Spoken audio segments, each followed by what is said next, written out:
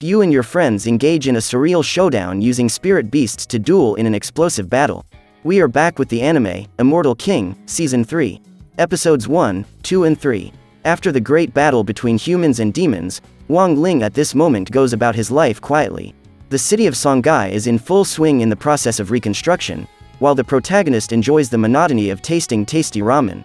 However, the moment of tranquility is interrupted with the sudden arrival of a gigantic demon.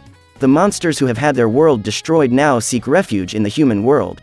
The monster in a few seconds already causes great destruction with its presence. Ling is enraged to have his delicious meal interrupted. The young man then concentrates his energy in one of his hands to eliminate the new enemy. However, to his surprise, an helicopter flies over the sky and quickly fires several missiles towards the creature, which ends up not resisting the attack, being defeated right there. The next day, the students of 60 High return from their summer vacation. Xiao Yu arrives at the school excited and right at the entrance meets her friends, Chen Zhao and Kuo Hao. The girl realizes that her classmates have a strange look on their faces. When questioning them about it, Kuo Hao says that the school is different than it normally is. Xiao Yu then asks why he came to this conclusion, and the young man replies that the whole city is still undergoing renovations and construction. But the school was completely restored in a few days, which ends up resulting in a very suspicious situation. At this point, we find out that on some previous nights, Wang Ling went to the college to visit the trotting frog. The demon in turn was using a magic of its own that is able to restore and bring back the original form of destroyed objects. The famous hero Zhou Yi also arrives on the scene and asks his master about his next plans. Ling then decides to take advantage of the green dog's magic, so the demon uses much of his energy to restructure the entire school in a single night. The trotting frog's only goal was to restore his house that had been destroyed, but on Ling's orders he ended up restoring the entire college, becoming completely exhausted. Back in the present, the group of friends realizes that the prodigy girl of 60 High has just arrived. As usual in her triumphal entry, with a red carpet and several security guards, Sun Rong returns to the high school to start another school semester. Meanwhile, another student also arrives on the scene, using a helicopter as her means of transportation. The aircraft lands in the middle of the school and a new student comes out of it accompanied also by her bodyguards. The mysterious girl stares at Sun Rong for a while, but the Wonder Girl quickly leaves the scene when she realizes that her friend Ling is also back. In the classroom, the students of the elite class welcome the arrival of the new student. The girl introduces herself to everyone by writing her name, Yoshiko Kumiya, on the blackboard. One of her security guards says that his boss is a new transfer student and would study there as an exchange student, and for that reason, everyone should be kind to her. Yoshiko speaks up for the first time, decreeing that she wants to challenge Sun Rong to a contest. After all, they are both the firstborn of very important families and 60 High could not have two prodigy girls.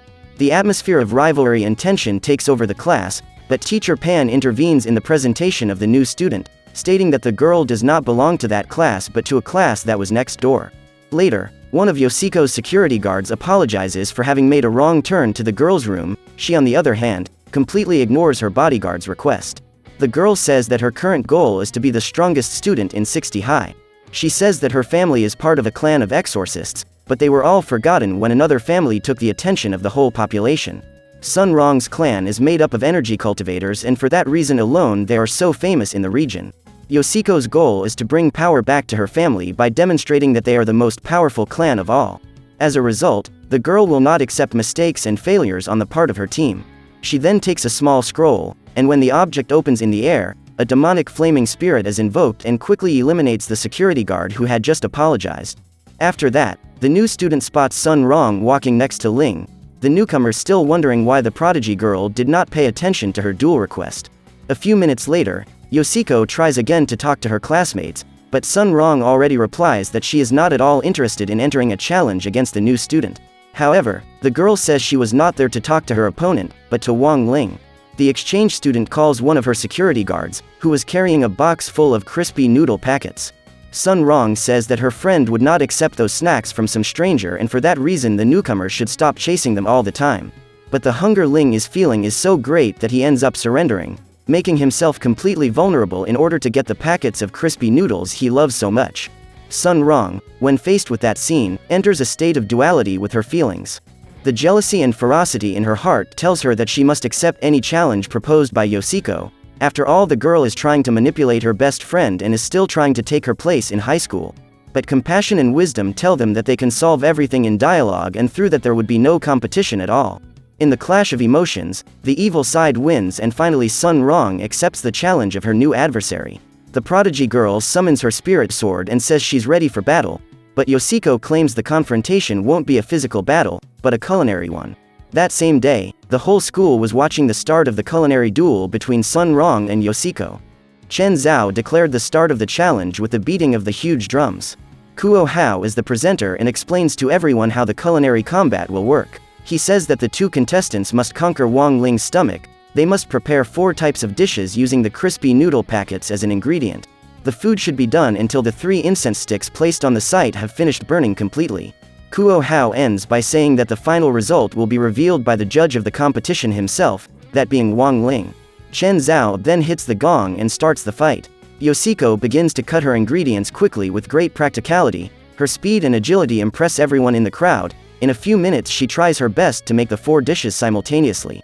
Meanwhile, Sun Rong has no idea where to start. The girl confuses the ingredients, doesn't know how to turn on the fire and has no dish in mind to prepare, so she ends up getting a secret help from one of her security guards. A few minutes later, Yoshiko finishes all the dishes even before the time is up. She remains confident about what she has done, and the students try the delicacies made by the participant. When they taste the ramen, they feel trapped by an incredible feeling of happiness. The taste is so special that it makes them totally hallucinate. Ling, on the other hand, just eats and doesn't react at all to the dish made by the new student.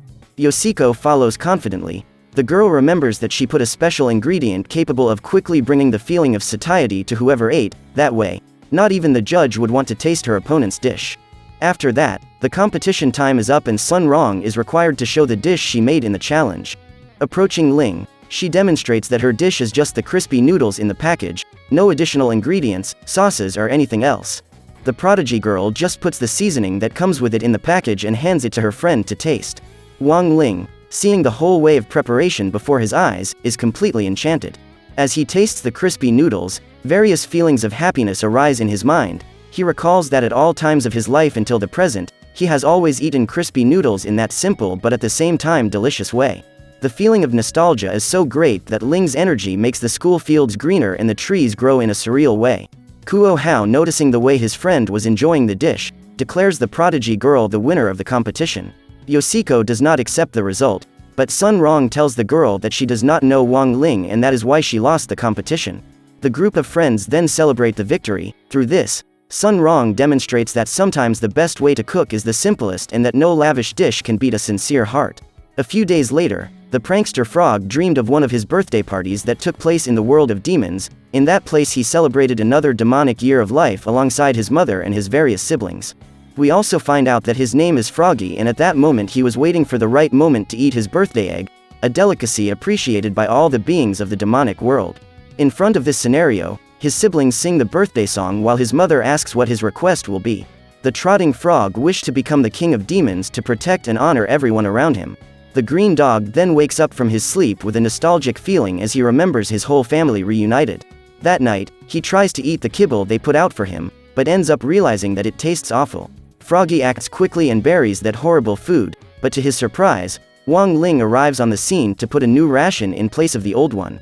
The trotting frog doesn't care about the young man's presence, and at that moment he receives a notification on his cell phone, reminding him that his birthday has arrived. Ling asks how the birthday celebration is done in the demon world, but the green dog says it doesn't matter anymore, because the young man was responsible for destroying his homeland. Froggy then rethinks what he just said, and comes to the conclusion that his colleague wants to present him with something. The trotting frog is happy that someone remembered this special day for him. The next day, Wang Ling and his friends are preparing a nice birthday party for Froggy. The celebration will include decorations, presents and lots of food. The protagonist informs Sun Rong that they will need to find a birthday egg. The prodigy girl wonders what her friend was talking about. Ling then replies that a birthday egg is something typical of Froggy's world, and for that reason, he himself would go after finding this delicacy. Just then, the trotting frog enters the room, so Sun Rong and her friends act fast and try to hide the preparations. To avoid the risk of the green dog finding out about her surprise party, the prodigy girl asks Xiao Yu to take Froggy for a walk for at least 2 hours. But the trotting frog is so anxious that he takes off at high speed, dragging the girl along with him. Meanwhile, Wang Ling opens a dimensional rift with the help of his wooden sword. The young man enters a dark and silent place. He uses the aura of his guardian spirit, illuminating the place with his weapon. It doesn't take long for him to find a place with several birthday eggs. He even chooses one, but as he leaves the place he is attacked by an unknown creature. In the town square, Xiao Yu tries to distract Froggy, but the green dog already had in mind that his friends were throwing a surprise party for him, so he just goes along pretending not to know anything. At that moment, the instructor Pan passes by. She tells Xiao Yu that she is returning to school, because she forgot her cell phone in one of the pill refinement rooms. The green dog is terrified to hear that, after all, the room that his colleagues were preparing the surprise is exactly the refining room. Faced with this, the teacher could ruin the surprise party. Froggy tells Xiao Yu that he will have to go to the bathroom and then runs off in desperation towards the school. The green dog concentrates the energy in his paws and manages to run through the walls of the college to the refinement room. When he arrives at the site, he is happy to discover that Ling has managed to capture a birthday egg, but his concern is about finding instructor Pan's cell phone. He hears the woman's footsteps in the hallway and quickly takes action to get the teacher to come home soon. Instructor Pan enters the room and encounters hero Zhou Yi. He returns the woman's cell phone and at the same time tries to create a romantic mood between the two by proposing a date at the movies. Instructor Pan is so enamored that she buys the tickets right there, in a few seconds, which takes her attention completely away from what was happening there. The trotting frog has a sense of mission accomplished. He has consumed so much of Ling's energy over the past few days that he has become experienced at copying other people's looks. Froggy then realizes there is someone else approaching and without a second thought, quickly hides. Chen Zhao and Kuo Hao enter the room to fetch the birthday egg, and comment that the object was at room temperature or even colder. Froggy upon hearing this recalls his mother's words, where she said that eggs should be cooked well at a high temperature, otherwise a disaster could happen. In the surprise party room, Chen Zhao and Sun Rong admire the giant egg, at which point a small creature manages to get out of the object, and the two students find that little monster quite cute. But when they get careless, the small creature that had the appearance of a birthday cake advances towards Chen Zhao's face, and the young man is under the control of the parasitic demon. The young man then pierces the egg with his hand and brings with him another such creature. This time he throws it towards Kuo Hao, causing his friend to also be dominated by the parasite's wills. It doesn't take long before they also force Sun Rong to connect with that creature. The trio of friends are overpowered by the little beings and they also recruit the prodigy girl's security guards to hoard bizarre zombies. The chaos takes over the whole room with several creatures running everywhere. Wang Ling, who was taking a shower, returns to the room and is faced with all that mess. Immediately he is attacked by the little birthday cakes, but he eliminates them all with countless energy blasts from his finger, freeing all the people from the parasitic demons. The protagonist finds in that same place, the main birthday cake that commands all the other smaller ones. Ling then takes his sword and eliminates the parasite with just one blow, causing a huge explosion that spreads cake all over the room. Froggy enters the venue and realizes that everything has been ruined. Considering that everyone has gone to great lengths to make his party happen, the prankster Frog takes extreme action. He uses his magic to reverse the timeline, but in doing so, he risks losing his life essence. All the events of that night are discarded. In this new timeline, the green dog returns from his walk alongside Xiao Yu. The two are walking through the school corridors when they come across a room with the lights on. When they open the door, their friends sing the happy birthday song. However, the birthday girl of the day in this timeline is Xiao Yu. The girl receives the affection of all her friends and is extremely happy because even she herself did not remember that it was her birthday. Froggy on the other hand just doesn't give any reaction, being extremely frustrated with what happened. After a few days, the trio of friends walk alongside the green dog on the important mission of collecting medicinal herbs.